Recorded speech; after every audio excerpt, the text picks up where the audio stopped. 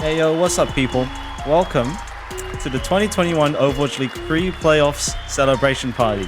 It's the end of the regular season, and I have with me two very important people, two MVP candidates in my personal world, and we're gonna talk about this season so far and what we're expecting heading into playoffs. Of course, me, Sun Dude, on my right. That's the legendary RMUG. Reappearing in multiple videos, Yes. And second time appearing on this channel. We want him on more. But now we have the chance. Mr. Serious Destroyer. Please, warm welcome. Hello, welcome. Yes. We shall get straight into things, I guess. We're not gonna waste any more time.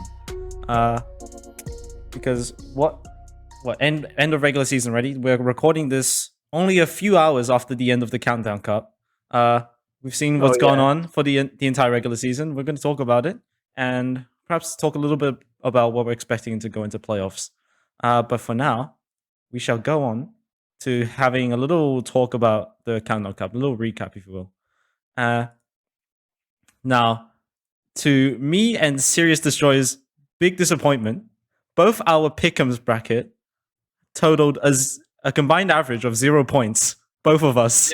We've got 0 points in both. Zero head. Zero head. Oh, comparatively, Charles Wu, you've got like 4 points? 5. 5 points. There you go. I'm a god gamer. I'm a straight god gamer. He's got 5 more than both of us combined. I've got more points than all of you guys combined. by a fair bit. Just knowledge diff right here. What can we knowledge say? diff. He believed in the Gladiators. I believe in the Gladiators. No, I actually predicted Seoul to win, but then they got absolutely smashed. So I still got 5 points. Yeah, that's unlucky. Yeah. It is what it is. It is what it is. But what did we feel about the Countdown Cup, if you guys want to talk about that? I mean, personally, of course, me, being the Chengdu stan that I am, I'm wearing my Chengdu outfit right now. I was very disappointed, but like, it is what it is. Well, the boys in the orange did their best, we see. Right. And at the final match, that both teams really did try their best. And the LA Glads just destroyed this whole tournament. They just went in and just destroyed all their opponents. Serious destroying the entire competition, yes. Actually, it's destroying. Yes. For sure. Chengdu got very close though. I was cheering for them till the very end, but it was a good game. It was a very good game. Glad to see the Jinmu Genji pop out a little. Yeah, well, I was a bit, as a Genji main. Yeah, I was a bit questionable about the Genjis there, but it is what it is. You can't go anywhere if you don't try. Yeah. I mean, it's good showing. Do you want to add anything, Charles? Look. I don't think that the Chengdu fans should be disappointed. Absolutely not. Yes, it is true. It is true that you have lost the tournament. You know, you came in second place, but I think the fact of the matter is, you put up a very dominant performance against everybody that's not the Gladiators. Yeah, and I think that's something to be really proud of. And I think if you just kind of improve, before the playoffs, then you have a really good chance of actually taking the entire thing. Yeah, hell yeah. Like I would not count them out for the grand champion kind of thing. Yes. World champion. Well, in any case, we will talk a little bit about our playoffs aspirations after at the end of the show. For now, we're going to move on to the meat of this episode. What we originally came out and got together as a group to do. So we're going to now do our 2021 regular season awards show. Got our own little award segment, and we're going to talk about our MVP picks. Now, there was a tiny bit of miscommunication between the awards nominations, but that's my bad, so you guys don't need to worry about that. In any case, we have our picks for your 2021 regular season awards. I'm gonna have to move my laptop because the sun's getting in the camera. I'm gonna become a ray of light soon. Okay. Actually, highlighted by the sun. Yes. You're being consumed, right? First award. Probably put some music in the editing. We are going to talk about your MVP for the 2021 regular season. Your top nominees have been pretty skewed because all of us went for different picks, so only one person has been able to get multiple votes. So everyone else is a joint second, except for your 2021 MVP as decided by us. Fearless. Fearless, okay. So here's the thing. I didn't specify well enough that you have to pick free and just pick profit. Oh, mate, come on, mate. Come on. Oh, we have to pick 3, okay. Wait, who does that, mate? Well, Who does that? It's all right. We'll work with what we have because personally, Profit, mate. Are you kidding me? yeah. Like, so Okay. Fearless was RMUG's first pick, followed closely by Fleta and Hanbin. I had Lip, Leave, and then Fearless. Fearless had the most votes across all three of us. So that was why he will be getting our 2021 MVP. Any thoughts on that? And do you wish you would have seen your picks or like anyone else, like Lip or Leave, or even like a Fleta or Hanbin? Well, honestly, I would have believed and I would believe in the candidates as well. If it weren't for the miscommunication. Unfortunately, my pick didn't age very well in this countdown cup over here. Prophet did carry some maps though. Yeah, he did carry. It's just that the Seoul Dynasty weren't able to find the clutch moments as a whole team. I think Prophet's a veteran as the other guys on there, and he's been pretty consistent throughout his career there.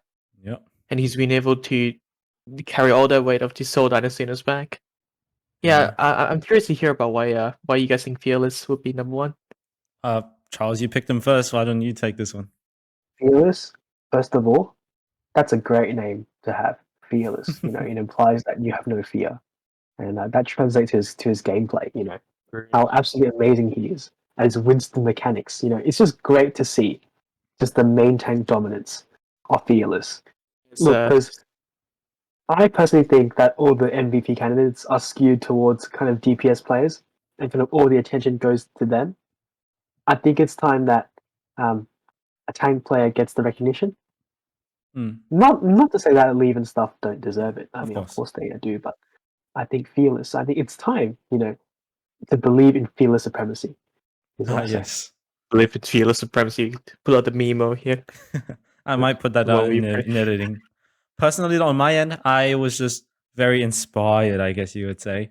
Mr. Lip, Mr. Leave, putting out some real carry performances for their teams. And in the end of the day, when it comes to most valuable player, which team brings the most value to their team?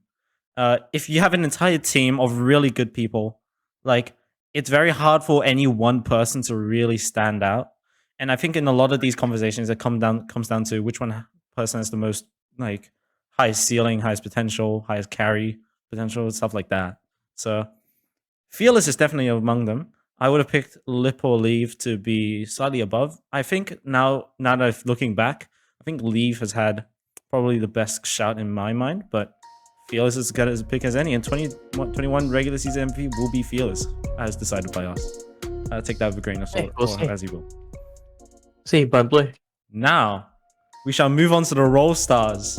We'll start off with the tanks, and first thing first, I need to ask, serious, is Hisu a tank player? Did I put it wrong there? You put Hisu in. Oh no, whatever. Yeah, well, that's right. We'll ignore that. So you move over. And Hisu, probably like Hanbin. Close enough. Your Korean role stars. Put a DPS as well. Your role stars for 2021. Obviously, Fearless. Gaga. Space. Yes.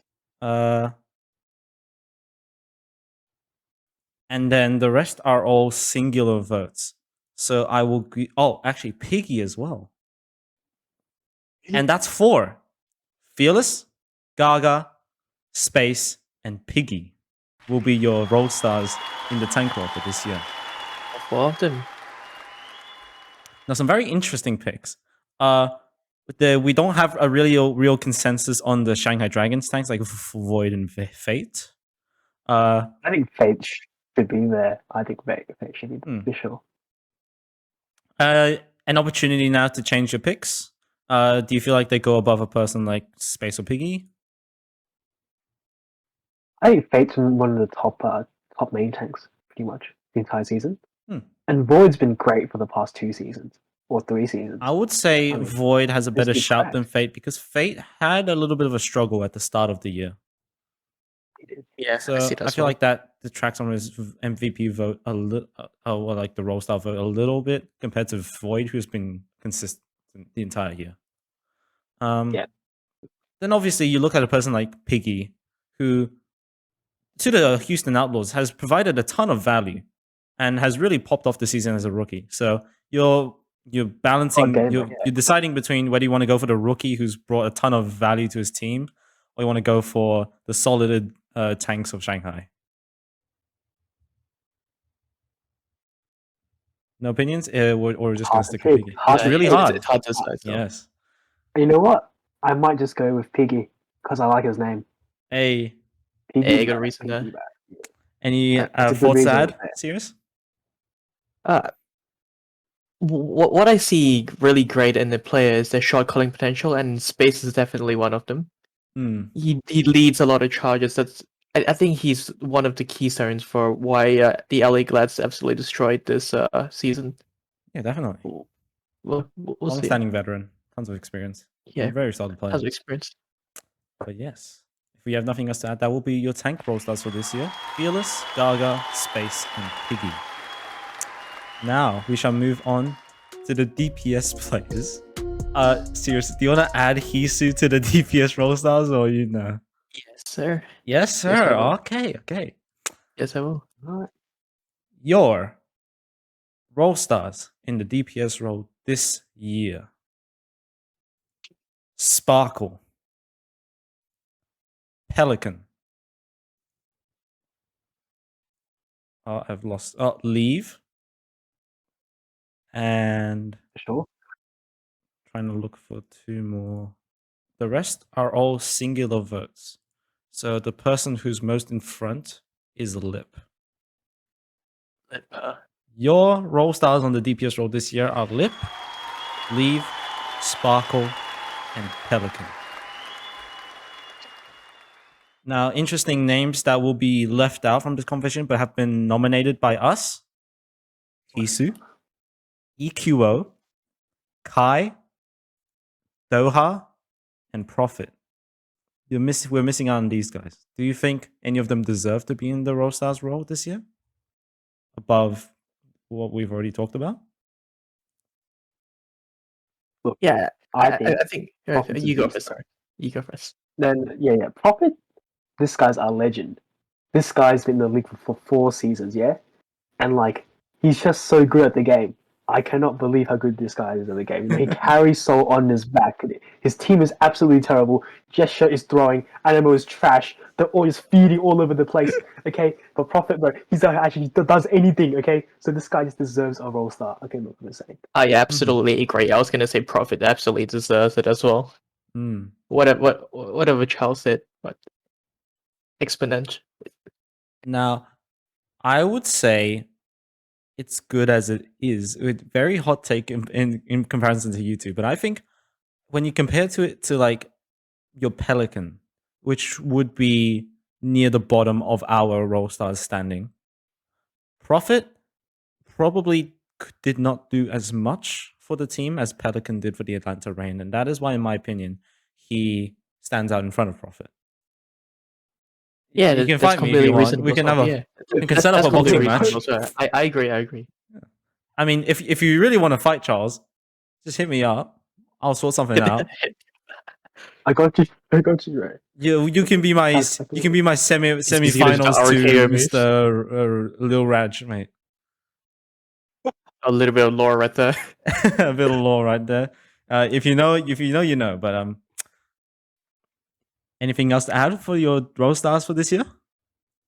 Look, if I were to be completely non-biased, I would have to agree that Pelican does deserve the spot over Profit. But once again, I believe in profit supremacy, and that's just a non-negotiable. As in, like stats can't compensate for intangibles like profit does. You know, like Pelican and profit. You know, money and the shitty bird. You know, like profit wins every single day. You know, so that was a bad time to drink. I almost spat on my drink. As a winner, bro. As a winner. Nice. Okay, so you've got your role stars in DPS for this year: Lip, Leaf, Sparkle, and Pelican. Cool. We shall now talk about our support role stars for your 2021 regular season. As a support maker, Charles, you would be delighted to hear. Oh, yes. Your role stars this year for support: Fielder, Lee Jae-gon, Izayaki, and some more ties for one pick. So I think the person who comes out in front is Jonak. Yes! But maybe for the wrong reasons. You want to explain yourself, mate? Okay, Charles. Okay. Defend why Jonak comes in front of Shu. Look. I never said he goes ahead of Shu, okay? Just replace one of the guys, the first that you mentioned, with Shu, and then Jonak can go in like the 4th place or something, okay? Look, Jonak, this guy's a beast. Look, this guy, he's not only an absolute god gamer flex support, he's so good at Zenyatta, you know? Shoo! Look, you got a whole goddamn skin. MXL is so bad this season. His MXL is actually terrible, okay? You've got the worst players of all time. He's got the worst player of all time next to him in Friday, okay? This guy's probably the worst player I've ever seen. Like, I'm being serious. This guy dies every single team fight before the fight even starts, okay? Like, he gets sniped when the enemy team doesn't even have a Widow, okay? Look, it's that bad, okay? Sorry. Like, you're saying the worst person in the league is Friday? Honestly, yeah. We haven't even seen NVM play. Do you know who NVM is? It doesn't count. I don't. All right. How about the LA Valiant people? How does he compare to like the LA Valiant people? Would like to differ. Would you rather have Friday or Hybe? Oh shit! You know, I take Hybe. Because Friday sucks. Sucks. Like this dude. The off-tank player from Chinese contenders who's forced to play main support this year. Sure. Yeah. I would take. I'll take him. Nice. Like, look, this guy's got like one of the worst like main supports, like as a duo, right? But yet, this dude, Jonak, he carries the shit out of MXL. Okay, but hear me out. Okay, there was this quote I think from one of the Shanghai Dragons players, or something like that, and they were like, how do you win against MXL? And they were like, and this guy was like, kill Jonak. And I'm like, come on, if that doesn't show his dominance, you know, and how advanced he is at the game. So I think he goes in the role stars. So certainly he's not as good as he was back in season 1, of course, when he won MVP, but he still has the juice, you know, he still has the skills to pay the bills. Sure. I mean, the reason why that you say that he wasn't good in season, like he's good in season 1 compared to now, is that there are a lot more competition now. For example, let's see other like supports here, like Violet and especially Shu, which we will talk later. Those flex supports put up a really dominant fight as well. Yeah, I mean, speaking of Shu, do you want to know? I mean, Aiden, in your opinion, Shu or Jonak for number 4 role start this year? You know the answer. You know the answer, mate. I'm just saying. Because I know who I've got in mind.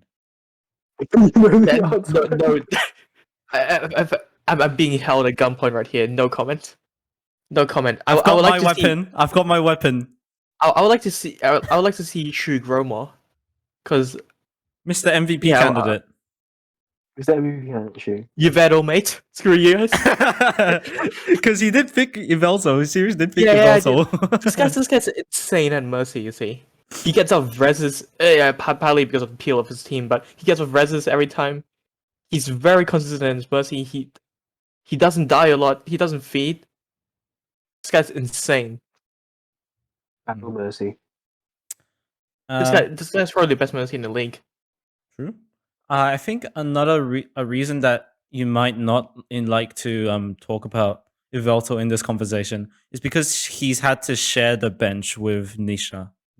And they've been trading time with a pretty 50-50.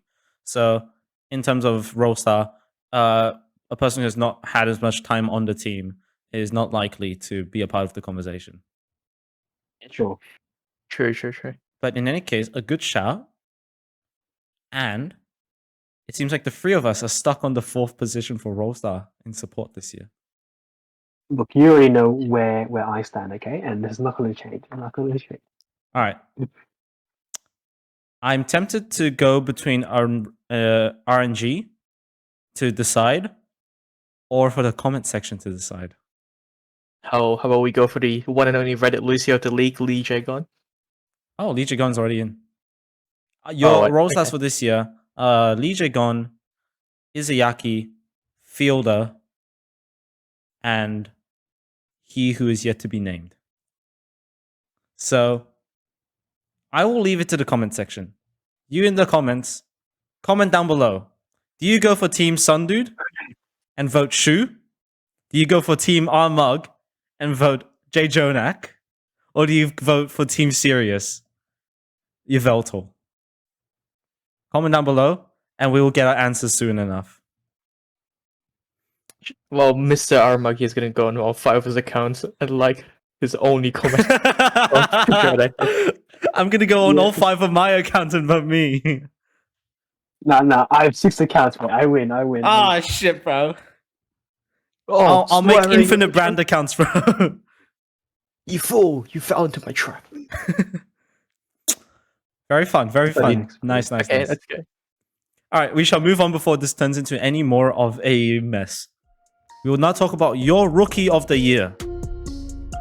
And your Rookie of the Year for the 2021 regular season will be Pelican. I think an interesting people to talk about. We've already nominated Piggy and Gaga to be in the tank role stars, and I think they deserve a very good shout. Also, more rookies in the tank role. Muse has performed exceptionally well this year, and I think some rather sleeper picks for the Rookie of the Year as well in Skewed and Flora. Now, yes.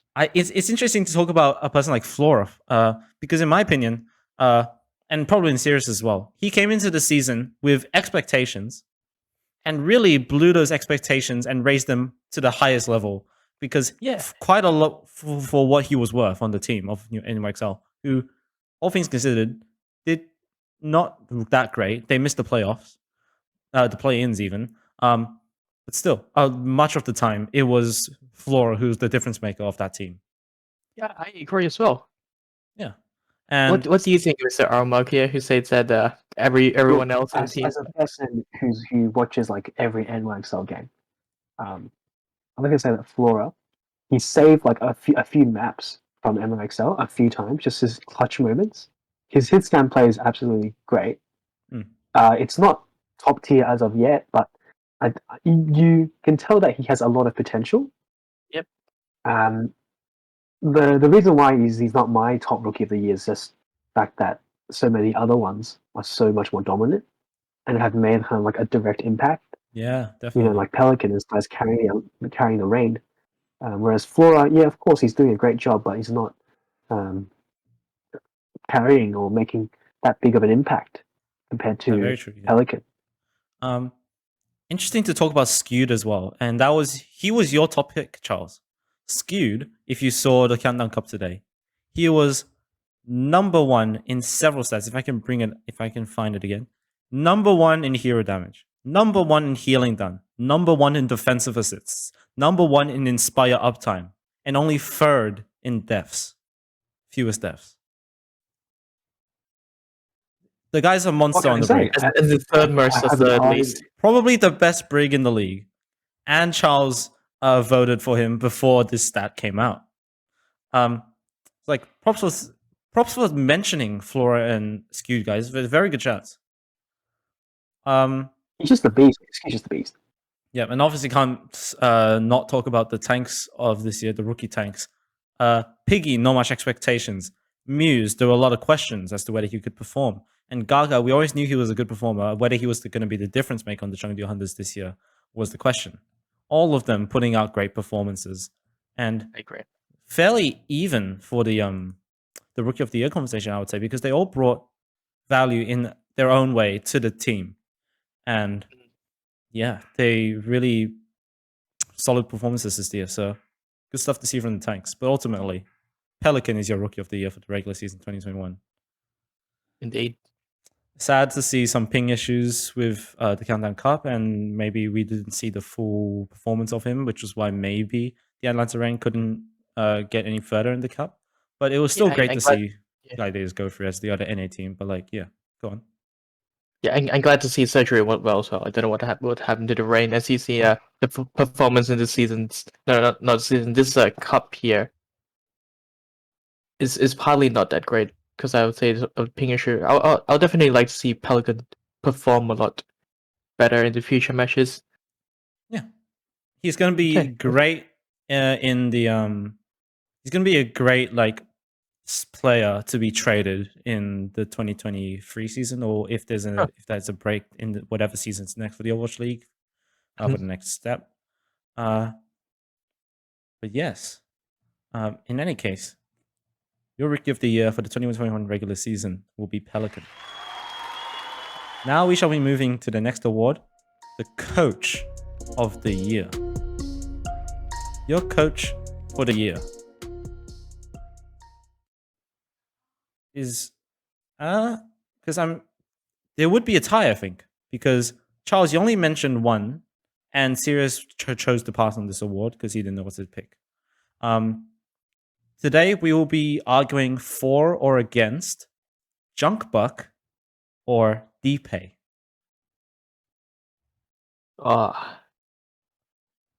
Wait. Junkbuck was my top pick. Did I say DPay? You said DPay. Oh, shit. Okay. What want to change? Doing? Yeah, probably Rush. Rush? Now, Rush was my second pick. You'll have to entertain me which coaches this belong to. Junkbuck is Houston Outlaws. Rush is Dallasfield. There's arguments for against both of them. Like Houston Outlaws, they had a great season altogether, all things considered. And as in a bit, we're going to see our preseason rankings, which fit with probably a lot of other people's rankings. And everyone sort of rated Houston lower than they then performed. But we'll talk about that later. But for now, Junkbuck, I think, was one of the main reasons that Houston did so well this year. Him and Harsh as co-head coaches, we don't know what goes on behind the scenes. We don't know how the system works. But I think it's safe to assume that Junkbuck is the main one who's talking about the strategic side of things and helping, and was one of the main drivers between the Houston Outlaws' performance this year. Rush, on the other hand, he's with a team of superstars. He didn't have to face the challenges that Junkbuck had to face with bringing up new talent from contenders. Everyone was proven on the Dallas field, and so arguably he does not deserve as much value, considering all their achievements, because this team was just that good. But still, Dallas field had a great season. Many people did not expect them to be number one in the Western region, at least. So, shall we talk about? Oh, bless you. Shall we talk about Junkbuck or Rush? Look, I think Rush. Look. The reason why I chose him is they went into the season having a stacked roster, and that was with a great hitscan player, XZ, and unfortunately, as I'm sure we all know, He's not. He had some issues, and he can't play in the team anymore. Hmm. But I think Dallas Field did a really, really good job. Kind of, and Rush, coaching wise, did a really good job. Kind of adapting his team to True, yeah. win against teams that had a hit scan without a hit scan. And they kind of had to work around that, and they still won games and still dominating. That And is very I think fair. that's very admirable. That's like a testament to not only the player's skill, but also his skill as a coach to kind of manage what's going on. When you put it Kind like of minute that, by I minute. will also be going with Rush. Yeah. Yeah, I can't wait to see how Russia integrates the greatest hitscan player of all time into the already Yes. dominant team Dallasville. Yes. Right, of course, yeah, and Big Boss. Big Boss Pine. I can't wait to see the Dallasville matches in playoffs. So we'll see till Absolutely. then. Maybe we'll make another video. Maybe we might To be make a playoffs continued. video, so keep subscribed for that one in case we Yes, make one. subscribe. Now, we will now move on to the next award from your Coach of the Year, who will be Rush. We will now talk about the most improved player. We had some interesting choices. Aiden chose to pass on this award again. I want to first of all talk about your pick, Charles Wu. Kellex. Alex.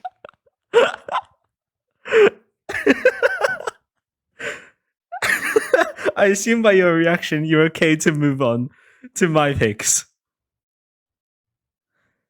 Because Okay. I picked Lei Qiang, Gator, and Iris. Lei Yang, huh? Lei Yang, we only saw a Zaya last year, and he's really diversified to show a really great diva as well. And I think he does a great job for that. I also think people like, maybe not so much Gator, I think Iris more deserves it for not having that great of a performance last year. And it could just be because of an improvement in the coaching structure of the Atlanta Reign. But I think Iris showed great results this year on the Baptiste, on several flex supports. Yeah. And it was a real carry performance, especially early in the year, like in May Melee. He was a really crucial part of the team. Do you still want to defend Kellex? No, absolutely not. Absolutely not. All right. All for Late Young? Lei Yang. Yeah, Lei Yang for one. Most improved player of 2021 will be Late Young. Now, we will talk about your funniest moment for 2021. We're slowly moving into not so much the regular awards, but more like the fun awards. Your funniest moment for 2021. Well, again, we have to discuss between my opinion and Charles's opinion. Sirius again chose to pass on this one. My funniest moment was out of 3 picks, but I think thinking back on it, one of them stands out more. First one was when Assassin whiffed an EMP, a 0-man EMP, and Bren was just shouting, "Call Ace and call the Esports Commission." That was funny. The other one I would have picked was when Leaf just relaxed, put like the wet wipes on his face or something. My ultimate pick was just this one moment which I remember really specifically was Hangzhou's Spark match where Shai's player cam just froze. So for a big proportion of the map, he was just playing, but looking like he was sleeping. He looked like he was sleeping, but clicking heads on Hanzo. Actually dominating people while sleeping. Yep. Your funniest moment from RMUG is when Void got 3 remake kills on Dorado that one match. Triple remake kill. That was pretty cool. And very funny. It's cool. What can you expect? Like remake probably get more kills in Overwatch League than the self-destruct and stuff. Maybe. Obviously not, but like, yeah, if that was the case, I wouldn't be surprised. I'll leave this one to you, Sirius. Choose between Shy or one. Void. I've got one to add actually. Oh, yes? It's all those moments when started to chug down his Coke bottle, and Coke was no longer the sponsor of Overwatch League. He had to take off his label and drink an unspecified soda. Nice. Unspecified brown substance. Uncertified brown substance. Do we have a tie again? Does anyone want to argue for? Does anyone want to like go of their own pick? Yeah, I think I might get rid of mine. I think I think the Atao one is really good. I like Atao one quite funny. Oh, with leave. Yeah. Okay. Then that might be your funniest moment for 2021. Do you want to say anything to that, Charles? Aiden? Yeah, I agree as well. I might have to rewatch the clip. Yeah. Oh yeah. All right. Well then. Okay. Your funniest moment for 2021 is when Leave enters his Zen zone. And this enters the zone. All right. The most likely person to throw. Oh, I removed this award. Never mind. We're moving on. Sorry. Oh, come on. He should have seen I my chose award. to remove the awards that talked about the bad performances because that's not something I thought that I wouldn't want to highlight. But in fact, that's true. Looking back now at your picks, I think there is a worthy mention, and I'm bringing it back. The most likely to throw, or the biggest throw, the IGC, the Immortals Gaming Club, who sold the gave the LA Valiant to other management. It's me. Good shout, Sirius. And you brought back this award single-handedly. Nothing else to say. I think we're safe to move on. Cool.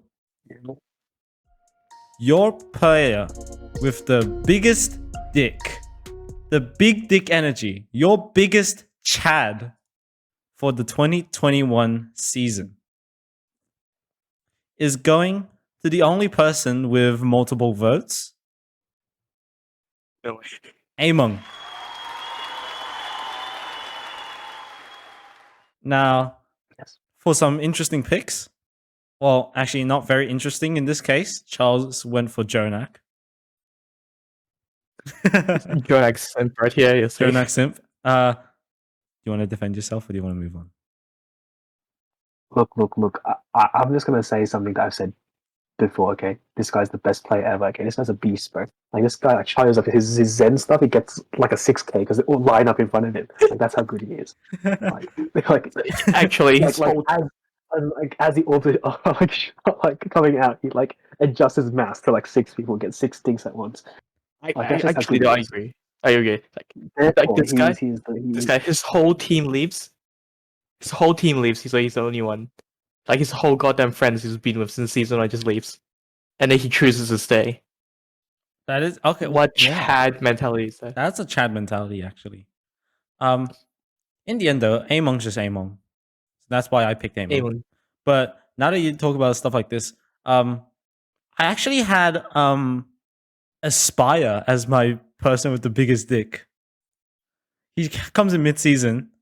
We expect nothing really from NA contenders at this point, and just wrecks people.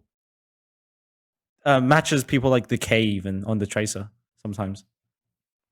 I'm just gonna have to like side mention. Serious, Lastro was your big dick player of 2020, not 2021. So I'm gonna have to put a slight pass on that. Literally, we'll see the biggest dick player, aka Mr. Pine here. Who will pop off in the playoffs here. We'll see. He may be the playoffs' biggest dick, but no, he may be the biggest. He may have the biggest dick in the playoffs, but we're just talking about the end of the regular season. So unfortunately, Pine will be out of the conversation. I actually did nominate Pine for different reasons, though. I nominated Pine because he just sat in visa hell for an entire year. I mean, but that's the wrong reasons, though. So yeah. I'd say we just give it to Among. Okay, Among it is. Among it is. Unfortunately, he serves as much of a bench warmer right now, but he's striving to improve, and we'll see what happens to him in the future. Yeah. All right. Oh god, dominance. Yes, you're saying?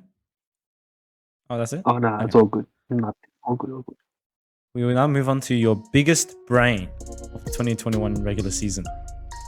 Your biggest brain we'll talk about. It goes between Avala and Void. Sirius chose not to vote on this one. Yep. You want to defend Void? Because I've certainly got a reason why to pick Avala, in my opinion. Certainly, I think off-tank players, in particular, particularly Diva players, which Void has been playing a lot of the season, they really have to have that kind of insane, not only reaction time, mechanical skill, but also kind of awareness. And I think Void fits all of those, ticks all of those boxes. Yeah, he is greatly skilled at his hero. He knows when to eat stuff. He knows when to not eat stuff. He knows when to bomb. He just knows where to be at the right place at the right time.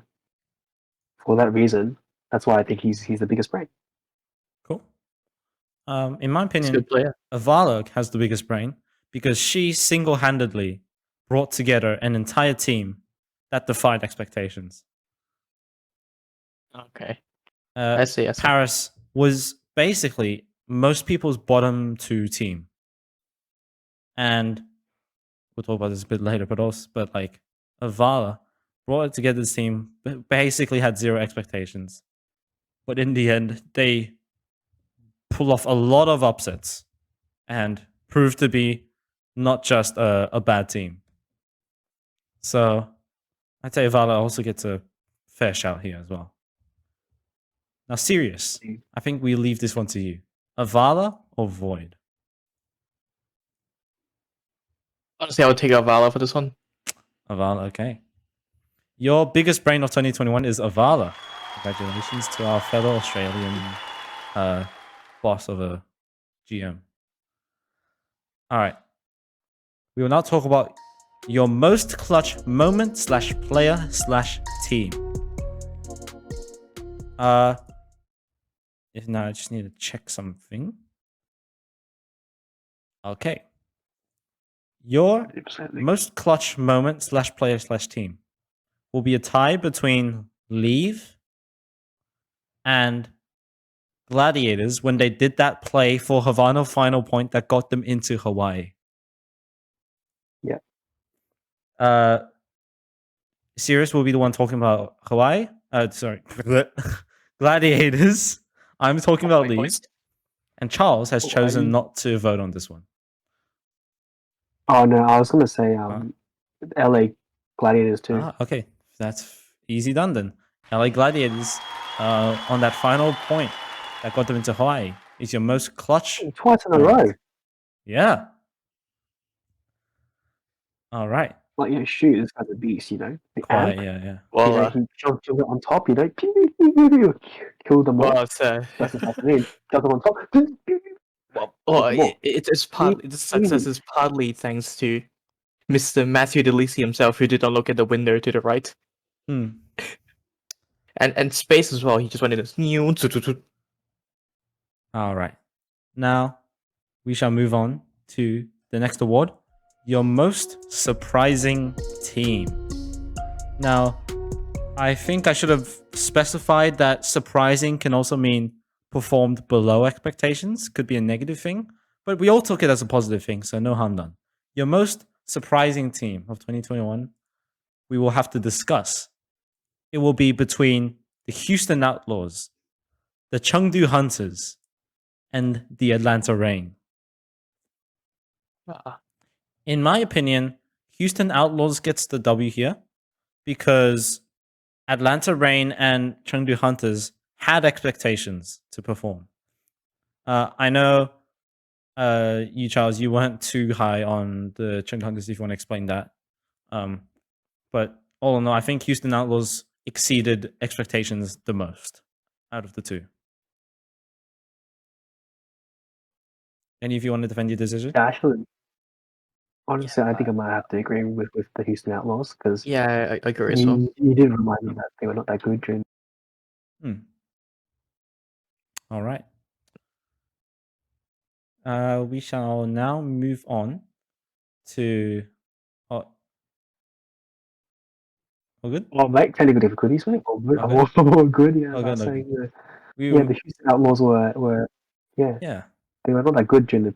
I mean, not that they were not rated. predicted to be very good during the preseason. Yeah, exactly. But they did perform to, you know, they exceeded their expectations, which is why I think they do deserve to be in that spot. Yeah, especially against such a strong team such as the SF Shock. Yeah. I think there's an argument. I put Shock as my number 3. Paris was going to be my number 2. Shock number 3 just because they sort of fell below expectations. They were the number 1 team from most people. They had a lot of expectations coming in.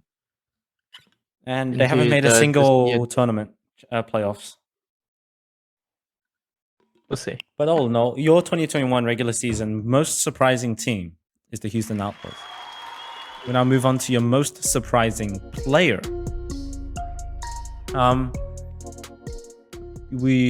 Sirius chose to pass on this one again.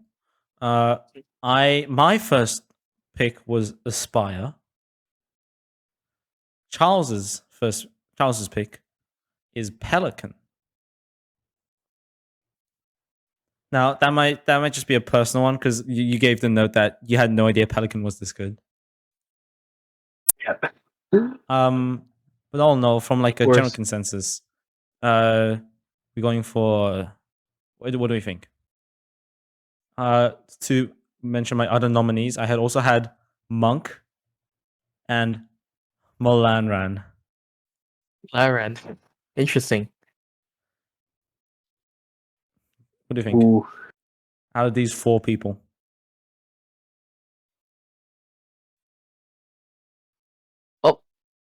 I gotta go with Pelican for this one. You see? Okay. I think Pelican's Pelican's a key maker in every one of those matches that Atlanta Rain has. Anything else to add? Because in my opinion, that as a person who sort of paid attention to contenders in 2020, and also pays attention to what a lot of the contenders' talent back then had to say about Pelican. Pelican was probably the number 1 person. Actually, he was among the top talent in contenders at that time. And everyone was talking about which team he would go to because he was a real star player in contenders. So to me, it's not that surprising that he popped off, but it is quite surprising to the extent that he popped off, I would say. I see. But yeah, fair argument for Pelican. I just chose Aspire because we had basically 0 expectations of him as what was initially a 30-day contract with the Toronto Defiant as a way to deal with the COVID situation that they had. Yeah. But no, that's fair. Your most surprising player of 2021, as decided by us, will be Pelican. We will now talk about your most disappointing team. First off, I want to talk about you, Sirius. Your most disappointing team of 2021 is the Dallas Fuel. I gotta change it to this one. I gotta change it to the mighty SF Shock. As you see this amount of pressure over here. This amount of pressure over here by this guy on my left over here. Too much pressure. I gotta change it to SF Shock. Okay. I mean, to be fair for the SF Shock, they had a lot of expectations on their backs, and unfortunately, I think they didn't have that much team synergy as they did in 19 or 2020. That got them through. That let them dominate through the seasons. Mm-hmm. We'll see how they pick up together on this one with the recently short return of Ants here. Sure. They have their top seed in the play-ins, if that's anything to go by, and they'll have the first pick when it comes to whoever wins out of the 6 between the 5th. Wait. We'll talk about the playoffs later. I'll leave that to later. We will talk about our picks now, me and Charles. Charles, I cannot talk. His most disappointing team was London. Oh yeah. Now, that's Like, fair point these with guys, me as well. yeah. When we were making the preseason power rankings, we thought London would be pretty good. Did not come to be so. As they shit the bed this season. I mean, like, it's just competition diff, I think, between European contenders and the Overwatch League itself. Perhaps. But then you look at a team like Paris and you think, oh, they did pretty well as well. But no, it's a fair point. Like, yeah, you have that high expectation from contenders and how they dominated as British Hurricane. And as soon as they come into the league, they're just a step below everyone else. like they half speed sometimes. Like, what's happening? Yeah. So Didn't they just recently won their first map? against the Vancouver Titans? Yeah, for their first match, yeah. Against London the Spitfire, for winning that match, actually comes ahead of the Vancouver Titans. So because if they have the same map win rate, no, I'm talking shit here. They have the same wins, the same losses, the same map differential. Just because London wins in the head-to-head means that London takes the 18th spot. But no, because I didn't nominate either Shock or London. I thought that where we were ranking, London would still be bottom half of the league. Shock would still be quite high in the standings. And even if we did not, they didn't come true for us, where Shock is number one and London was above, or was near the average. They did not drop as low as a team like Washington, in my opinion. And now that I say that, I might have to go with London or Shock. Honestly, I think Washington's been pretty disappointing this season. Pretty disappointing, but now that I really think about it, I wanna go back to like a Shock or a London. Oh, Shock. Okay. I would take like if I were to shortlist my top two picks, it would be either London or Washington. I think I might just go with London. I think London? final answer. Okay. I will go with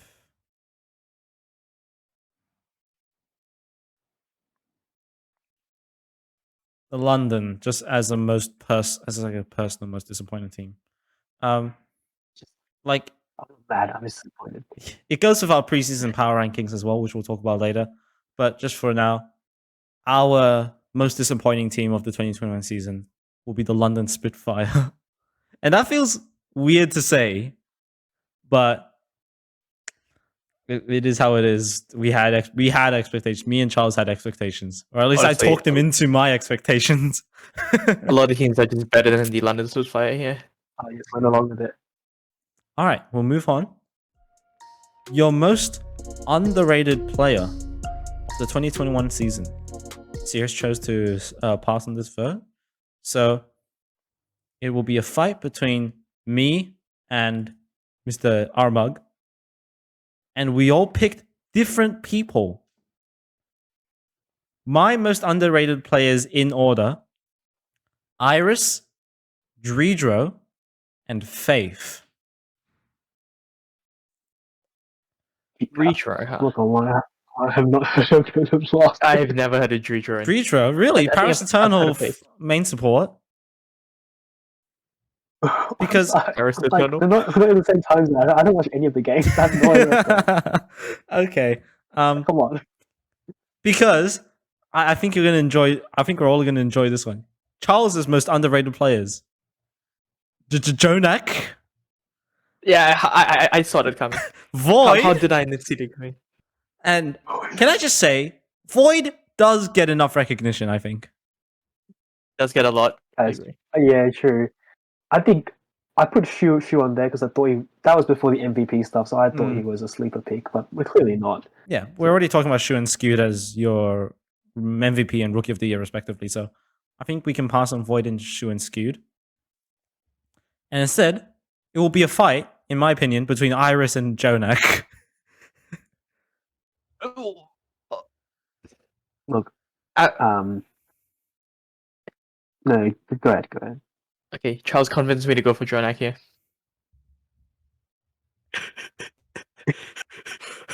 Yeah, right. Hey, if you don't, No, I'm if you going for don't pick Iris. Iris, I've got the fucking weapon here. I've got the I'm nuclear going for bomb. Iris as well. I mean, how did Jonak be underrated? I've got two weapons. I've got two weapons. Fight me. I've got two weapons. I've got a sword, bro. I've got a sword, bro. I've got a sword. I'll have to dodge it like when I see Smurfs in competitive. I have a fucking egg. I have a wooden egg. Okay. The cup pens. It's an RMUG. It's an RMUG.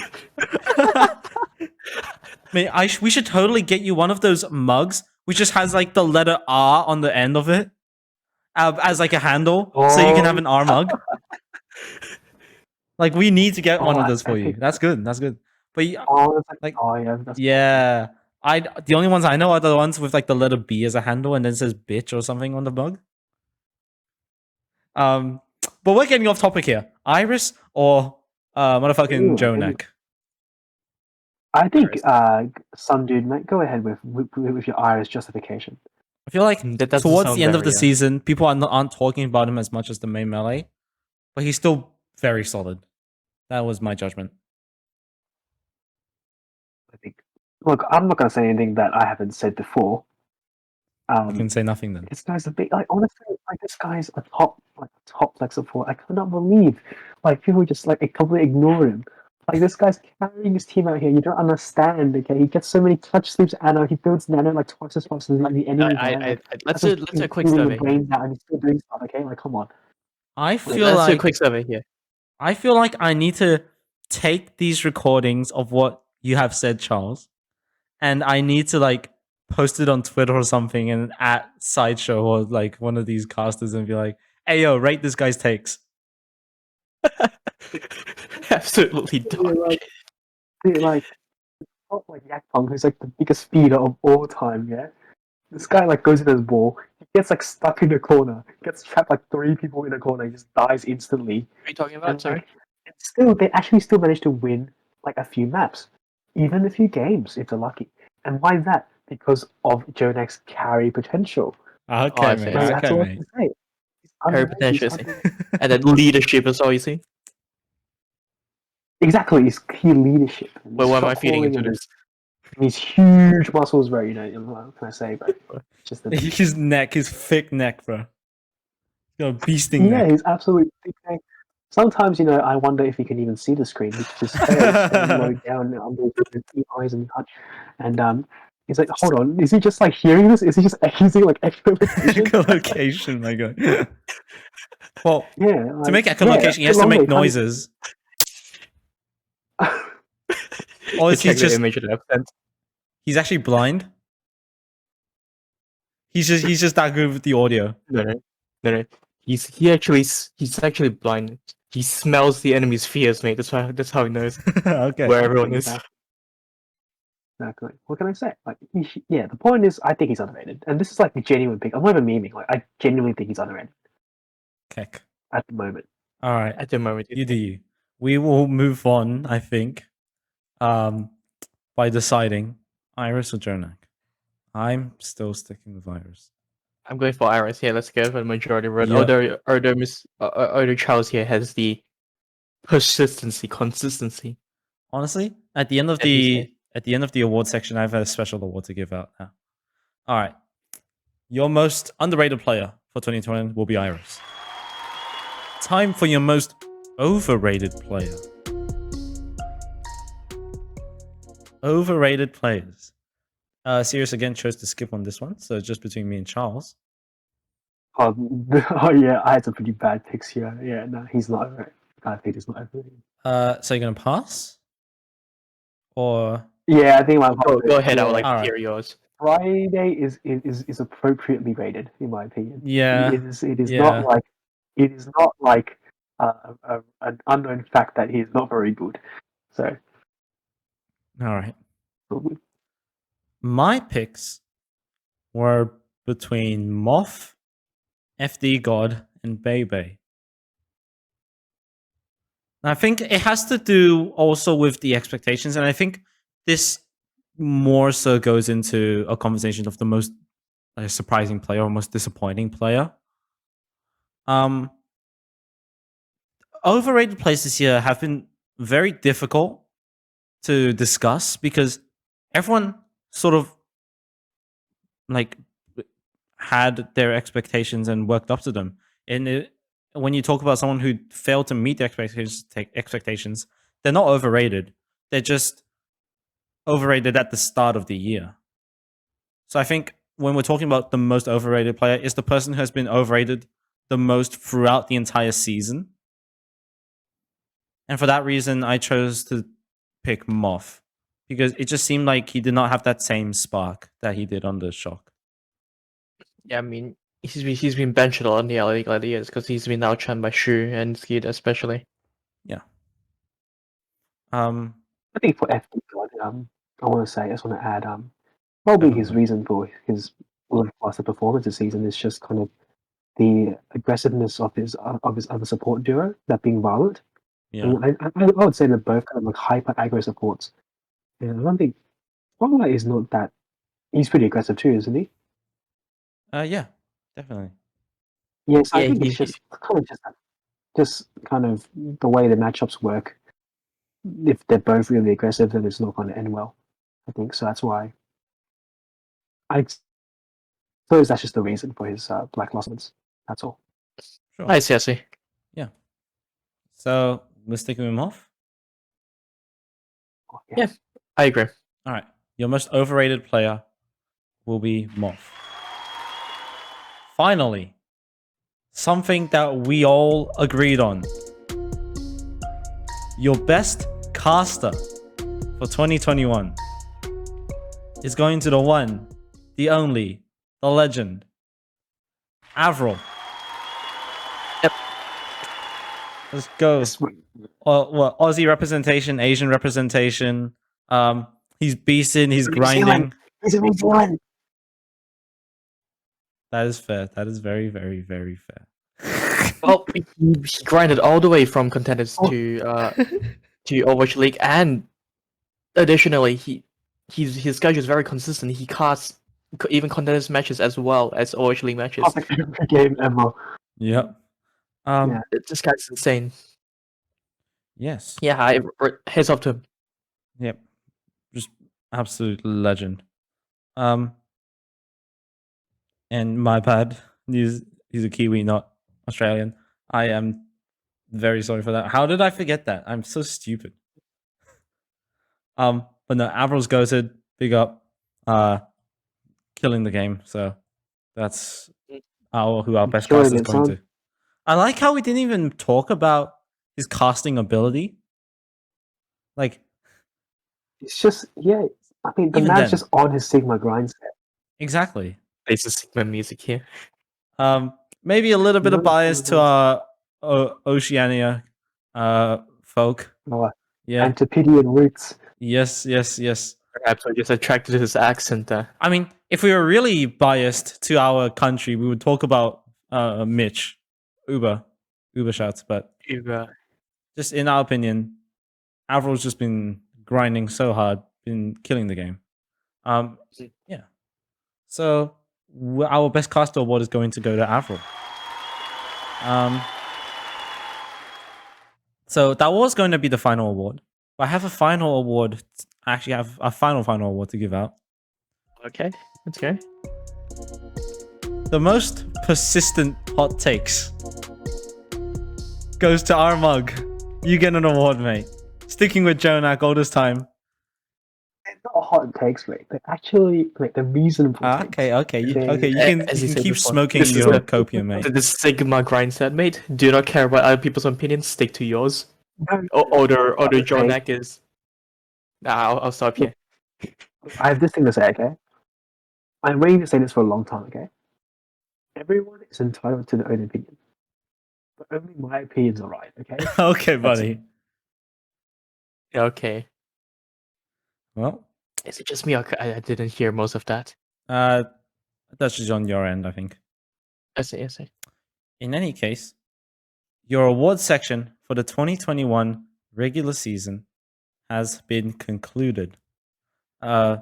big shout out to all the award winners, like to the good award winners. Like we don't want to particularly mull over the people who didn't perform that well, because all in all, they all put their efforts together to entertain us for a great season.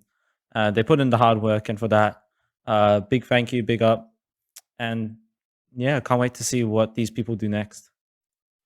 I can't wait to see what the scriptwriters do for the playoffs here. Absolutely. Perhaps a redemption arc for the Shock. Yes. Now that will be interesting. Yeah, anything will be very interesting. We will, however, move on to our next segment.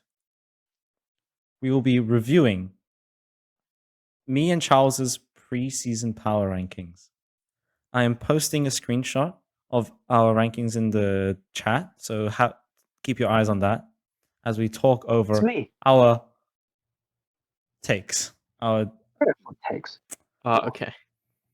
Now, I would say for the most part, our preseason rankings followed a pretty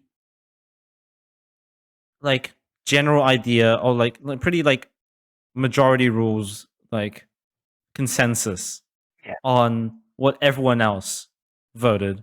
Our rankings were kind of more just what the general community thought, plus our own takes. Yep. So we will talk about those takes. We put London. Actually, I thought we put them in the bottom half. We put them in the top half of the league.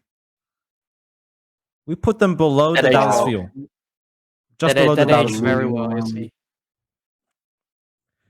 That did not age very well at all. I thought the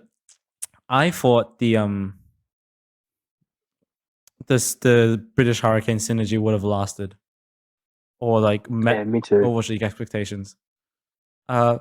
Maybe my bad for convincing Charles to go with me on that one. I think that's what happened, but it just didn't happen. It didn't come to be. Paris and Houston are all the way down there, below.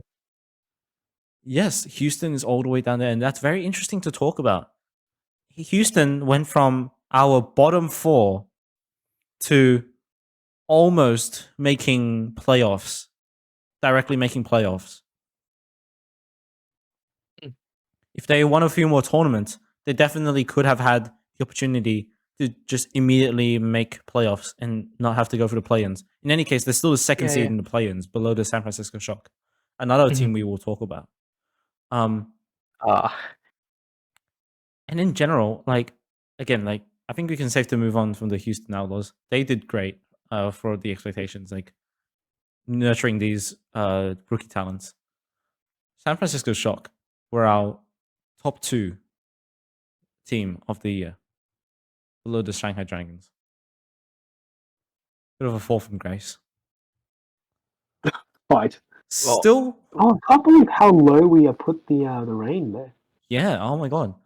I think it was a combination of not expecting the rain to improve from last year and remain that sort of like mid-table team, but then also having all of the competition in the Overwatch League just rise up and way above what they were in 2020. So I think that was the reason why we put them down there. But in any case, still, we have 4 teams above the Atlanta Reign who did not even make it to play-ins this year. Yeah. And I mean, about the play-ins as well, Paris Eternal still very low on this list as well. Yeah. Yeah, I can see that as well. I'm curious. You put Justice a lot. You put Justice the top 4 there. Yeah, like the Justice this entire year have just been this really static team.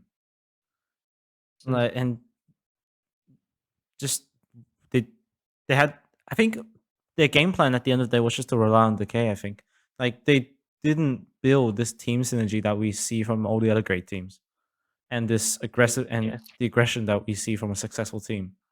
Just very static, very slow, and very reactionary. Sort of similar to how New York kind of fell apart in 2020. Yep. See, that was very disappointing to see. We had them top 5 in the league, I see. above Dallas, Chengdu, Seoul. Another interesting one to talk about, I guess, is Philadelphia. Because we had Philadelphia top 4. And for the most part, I would say they could be at that level if they just clutched a few more moments. If they made it to Hawaii a few times. But yeah, again, very disappointing to see. But like, yeah. Whoops, that was a mistake there. No worries. Do you have any? Another interesting one to talk about. I think we'll finish off with this one, unless you guys have any other teams to talk about. The Florida Mayhem. We did not expect them to be great. We put them very in the middle of the entire league before the season, but then they just immediately fell down. After, like, they had success in the main melee, they went to Hawaii, and then it just went wrong. I don't even know what happened there. I think it was something to do with OG or something like that. Yeah, they benched OG for checkmate. I see. Maybe they're trying something different here, and then I don't think it worked out. Yeah. Unlucky for OG as well. Like, people were saying this could be OG's year. This could have been OG's year to really make a statement for himself as not just a player who gets put onto bad teams. I see, yeah. We'll have to see. Unlucky. Do you guys have anything to talk about? Oh, good. No, that's all, I think. That's all. That's all. Well, I can't. Oh my god, Sunny. Sundew. Actually, taking the next... Actually, Sunny. Oh no, your house has been consumed by a solar flare. Oh shit, mate. Oh damn. Oh no. Sunny's becoming Sunny. Oh no. All right. Final thing for today to wrap up what has already been a 1 hour and 12-minute video. Sure. Playoffs I'll discussion. We will discuss the 2021 playoffs because very interesting to talk about. And I think, well, if you guys would like to bring up the standings for the Overwatch League on your own devices, I can also send a link if you need. Yeah, just send a link here. Yeah. Because playoffs this year is going to be very interesting. The people who are guaranteed for the playoffs is in the Western region, you have Dallas Fuel, Gladiators with their win in the Countdown Cup, putting them in the number 2 position, and the Atlanta Reign. But you also have in the Eastern region, you have the Shanghai Dragons and the Chengdu Hunters guaranteed for the playoffs. And now there will be 3 teams in the Eastern region fighting for that playoff spot. And then the other 6 teams, I believe, in the Western region will again be fighting for the playoff spot. Sorry, again, having a bit of time to get the standings up. I will have that with you in a little bit. But in general, what are your thoughts on these playoffs teams, first of all? Because we know they're guaranteed to be in, so there's not too much harm in just talking about them while we wait. Dallas Fuel is interesting first, I like to talk about. Because Pine, they will now have Pine. First hit scan player in proper hit scan player in a while. And they will have had extra time to integrate him into the team. Yep. Very interesting to see what happens with him. Do you guys have any thoughts on Pine? Anything to talk about? I think Pine, it's quite difficult to tell, I think, how well he'll mesh with the team. Yeah. I'm not sure if he's in scrimming or whatever, but come playoff time, it's really a time where you can't really afford any kind of mistakes or lapses in teamwork. Yeah. And I guess we'll see how kind of the meta shifts, right? Because I don't think, I'm looking at the Countdown Cup, it wasn't very hit scan heavy at all. No, not at all. Which is why I think, I personally, I don't think Pine will be getting much playing time.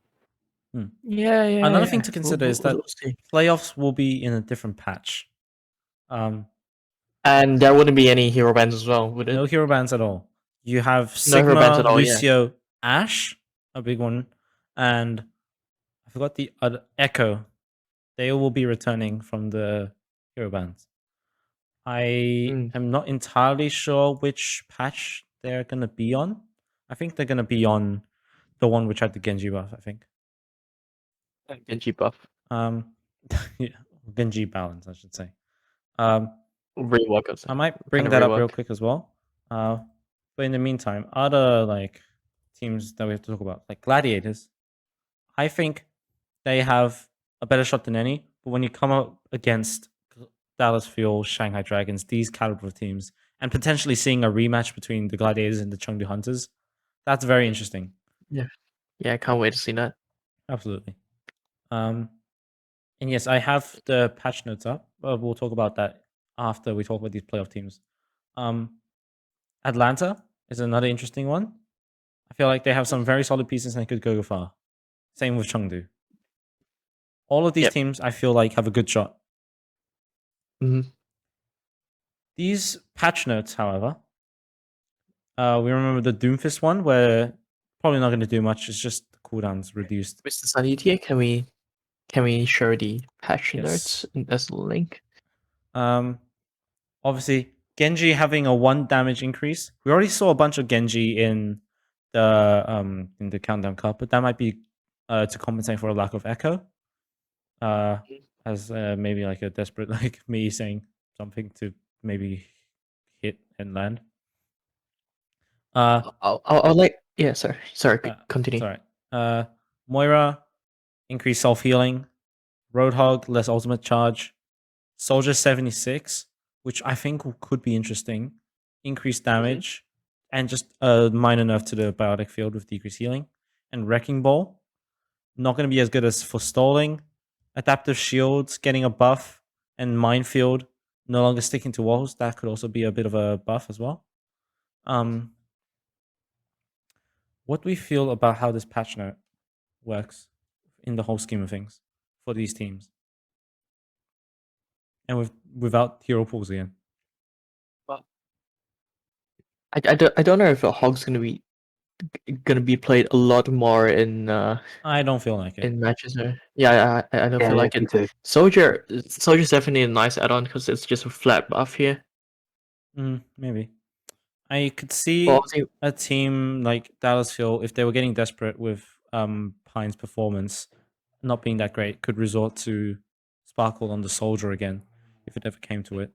And I feel like that could be interesting. Yeah. And like Wrecking Ball as well. Like we know Wrecking Ball has been very strong.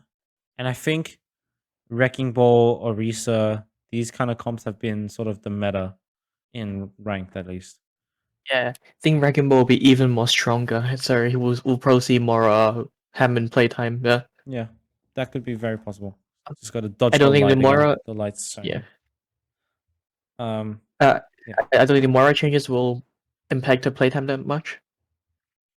Yeah, I don't. Yeah, Genji's. I feel like we should do a prediction for the meta composition, because I think it's going to be some sort of variation. Interesting one there. Yeah. I've played with him a lot after the rework here, and I feel like his midfight definitely improved a lot. I mean, to a certain degree, but I feel like his blade has been nerfed a lot. As in, you couldn't even 2-slash a Macrina. I haven't tried a lot of Nano Blade yet, but I've seen a lot of the interactions didn't matter that much for Nano Blade. But yeah, his raw blade definitely has been impacted a lot. Yeah. I feel like Chengdu or Dallas could pull a cheeky one on us and just play Genji and just somehow make it work. Yeah, I'm looking at the Leave Genji. Yeah, Leave as well. Leave, Jinmu, all great Genjis. But like, all in all, I think we're going to see Wrecking Ball, Diva, Tracer, some sort of hit scan, maybe Echo even. I feel like it's going to be very similar to the Summer Showdown. Sigma as well, I think. Sigma will be there. Potentially, yeah. And this Summer Showdown for sure, that kind of thing. This brings a great conversation in to talk about whether or not with the supports, like Ana and Zen, or like with a Mercy and Brig backline. That kind of backline looks good if you're like a San Francisco Shock. You get Violet on the Zen, you get Twilight on the Brig. That is a powerful combo. I think the currently the support lineup right now is very diversified. Like we can see every support being played. Yeah, very which is super good. And especially when Orisa might be viable on defense. We could see some. Yeah, what I worry about is the DPS lineup. DPS lineup. I'm just expecting like double hit scan, perhaps an Echo, Hanzo, that kind of stuff. Yeah. We'll see. We'll have to see. I really look forward to it. Yeah. And I think when are the playoffs? Huh? Sorry. When are the playoffs? September 4th, I think. September 4th and 5th are the play-ins. Except the playoffs will be September 24th, I think, if I remember correctly. So you've got a while between the play-ins and playoffs. It's almost the next category, isn't it? No, that's September. My bad. But in any case, I think it's interesting to talk about the schedule as well, which I've also linked, because your Washington, being the top seed, gets to choose who they play in their match between Paris and Boston, and Toronto gets the leftovers. Yep. And then the winner between Washington and the 8th and 9th in Toronto with the 8th and 9th moves on to the Shock. So I think whoever wins the Toronto game goes to fight Houston. Whoever wins the Washington game goes to fight the Shock. Yep. Do we feel confident on the Shock? We're only getting 2 teams from NA. So when you look at the standings, I don't know. Like I could see upset potential, but I think Houston and Shock look a cut above the rest. But no, you go ahead, Sirius. I think it depends if the Shock decide to get their stuff together and dominate yet again. I really look forward to see them dominate yet again, but we'll see. We'll see though. Yeah, definitely. And is that all we have to say for NA? It's just very interesting no matter how it goes. Yeah, I think a lot, like kind of all the teams kind of have a fighting chance of kind of making it, since they're all really good. Yeah, I think. But at the moment, I take Glads at the moment. Out of the 20 teams, I probably just say Dallas and Glads. Just follow the standings. I think hopefully that the regular season performance translates to the playoff performance. Yeah. And just talking about the play-ins for the Eastern region. First of all, you'll have Philadelphia and Hangzhou Spark in a fight to battle Seoul, and then the winner of that match will go to playoffs. Yep. Another very interesting one, I think. And I don't know. Either of these teams, I don't feel like you can trust. You can't really trust in any of them to really have that performance and see if they actually can make it to the playoffs. Because in any moment, I think any of these teams could just fail and just not clutch it at the right moment. I see. I agree as well. Do you have any favorites though? What can I say here? I'm definitely right. Favorites, no opinion at the moment. Yeah. I am very not tempted to make a prediction either. Yeah. It's very unpredictable because every team has upset potential except for the bottom ones. I am very tempted to just say Philadelphia, just so that they can make playoffs. Like they've reached playoffs potential before. I want them to do it again. Now's as good a chance as any, I think, for them. Yep. I will be rooting for the Philadelphia Fusion, I think. In the play-ins. Yes. But yeah. And I think in NA we're not going for any upsets.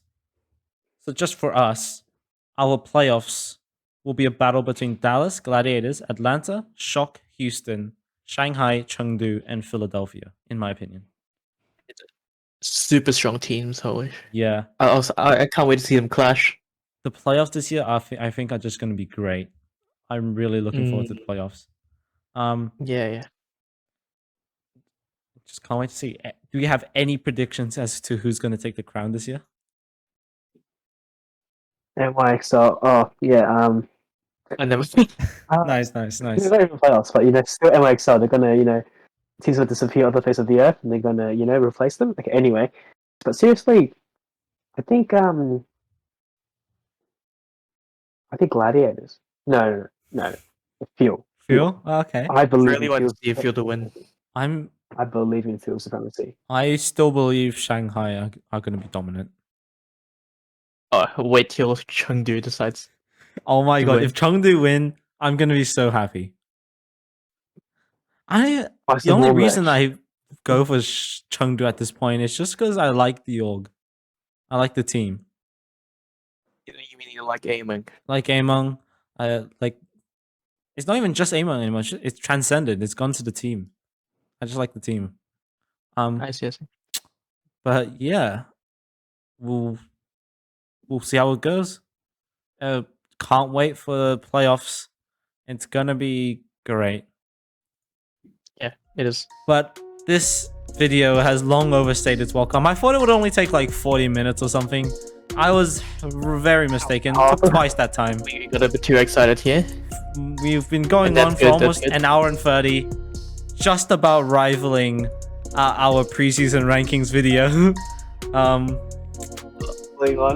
We could go for 5 more minutes to get longer than a preseason video. Do you wanna?